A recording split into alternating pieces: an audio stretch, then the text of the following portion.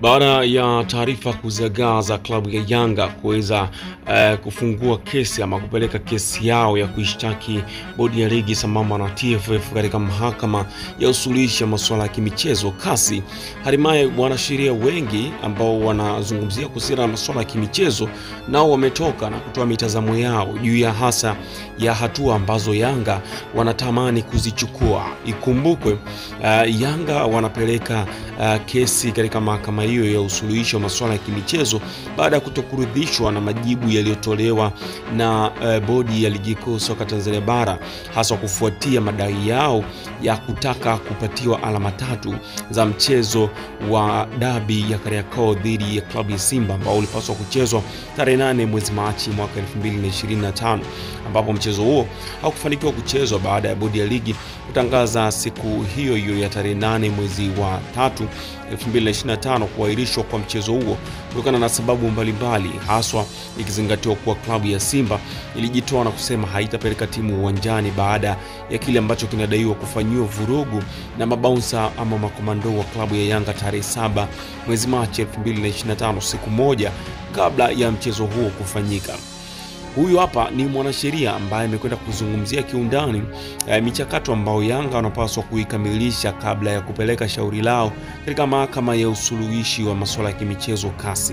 Lakini ukumbukwe Yanga sio mara ya kwanza kuelekea CAS ama kufungua shauri lolote katika mahakama hiyo ya CAS, kwani ilishawahi kupeleka shauri lao la mchezaji wao wa zamani Bernard Morrison ambaye yeye alijiunga na klabu ya Simba, huku Yanga wao wakidai kuwa alikuwa ni mchezaji wao halali na walikuwa naye na mkataba. Lakini baada ya kulipeleka shauri hilo CAS, mwisho wa siku waliambulia patupu baada ya Bernard Morrison kuweza kushinda shauri hilo na Yanga kulazimika kuweza kumlipa fidia. Huyu hapa ni mwanasheria na tumsikilize kiundani ni kitu gani hasa ambacho amekizungumzia kuhusiana na sakata hili la Yanga kupeleka shauri lao huko CAS.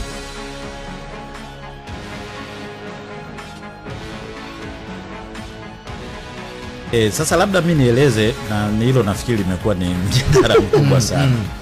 Kwa hiyo sasa kwa sasa hivi ni kwamba unapopeleka kesi CAS lazima uwe na ujiulize maswali matatu.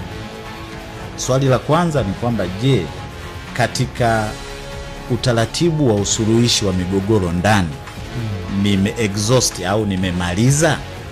Kwa sababu usio ukapeleka shauri CAS alafu hatua moja umeiruka, obvious CAS watakurudisha kwenye hiyo hatua ambayo umeiruka. Hilo la kwanza. Na kwa mantiki hiyo maana yake wamemaliza kwenye zile kamati za TFF kama ya rufaa. Kwa maelezo yako? Kwa maelezo yangu hawajafika kwenye kamati ya rufaa. Mimi ninachojua ni kwamba barua iliandikwa kwenye bodi ya ligi. Ambayo barua hiyo imewaweka kwamba unapeleka kesi ya fisi kwa nani, kesi ya bucha kwa nani, kwa sababu wanaolalamikiwa ni wale alafu wale wanatakiwa wajiuzuru. Kwa hiyo maana yake nategemea baada ya kama kweli hao majibu yametoka, it's a very good ground ya Yanga sasa kwenda kwenye kamati na kamati ya juu. Ili sasa baada ya hapo kuna mambo mawili, wanaweza wakaomba review kwa sababu kuna room ya review, au wakaamua kuyabeba kama yalivyo wakaenda nayo huko CAS. Kwa hiyo hilo nilikuwa nasema jambo la kwanza lazima ujue. Alafu la pili ni kwamba unataka kuachieve nini unapokwenda CAS. Na kwa nini swali hili linakuja? Kwa sababu CAS haiishii tu kwenye migogoro ya mpira wa miguu. CAS inasikiliza migogoro yote ya michezo, kabadi, darts, na kila kitu. Kwa hiyo target yako ya kuachieve ni nini inatakiwa iwe umesha tafakari na kujiuliza, kwa sababu CAS minimum si chini ya miezi 6 kutoa maamuzi. Sasa target kwamba wewe unataka kuachieve nini. Lakini vile ikaja kuamuliwa kwenye mwaka mwingine na shughuli zingine kuzishamalizika.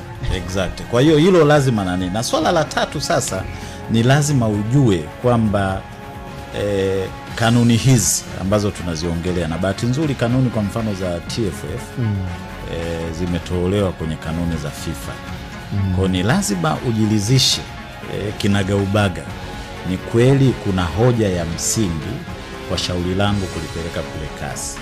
Kwa sababu kinyume na hapo ni bora ubaki kwenye kamati hizi za TFF.